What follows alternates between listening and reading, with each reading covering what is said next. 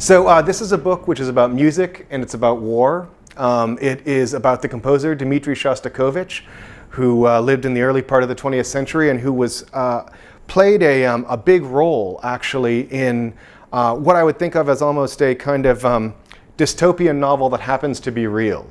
So this is about this composer who, in a sense, like a lot of the Russian population, was caught between the two most sort of psychotic dictators in human history and ground between them.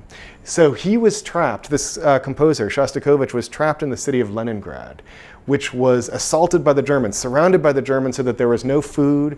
There was, after a while, no running water. There was no electricity. There were only a few hours of daylight every day. So you're talking about a city that is darkened, that is sub-zero temperatures even inside of apartments, and everyone is starving to death.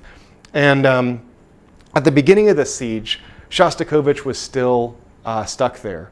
And he wrote a symphony called the Leningrad Symphony for the people of Leningrad and to tell the world about what was going on in Leningrad. And this was actually put onto microfilm and taken out through the Middle East, through Tehran, driven to Cairo, and then flown from Egypt to South America and up to the US. And it was played here as a way to interest Americans in the Russian cause in the Second World War. So this is really a story of, it's a story of war, it's a story of music and of the power of music to triumph. It's a story of spies and a story of a brutal totalitarian regime that I think it makes sense for all of us to know and to understand if we really are going to understand what it means to be human and what are the limits of being human.